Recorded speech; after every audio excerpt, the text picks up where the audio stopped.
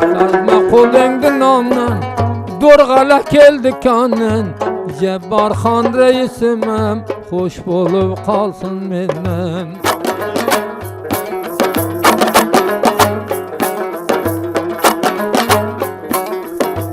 Tanburgen on yapidin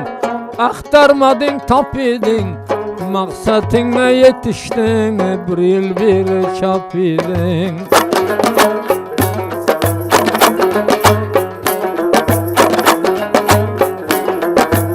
Ebru'dan kelmese bir taklam vade Bizle bir salam verse mergim oradan istada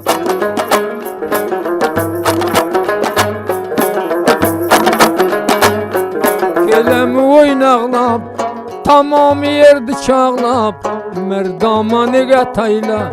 Kol ayağındı bağlap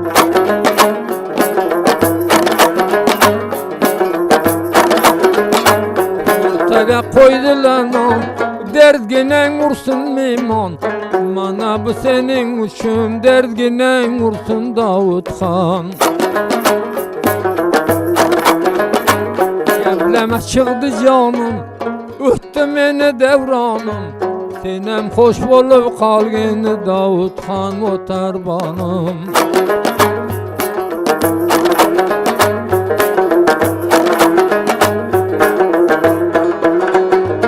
Verdim hakke duruşta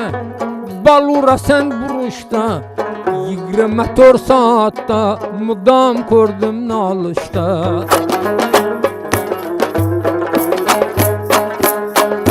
Canım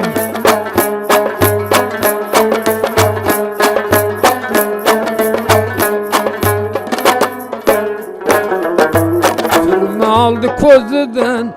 Öt almadım yüzüden Başka bir saldı koydun Alıp koyun yüzüden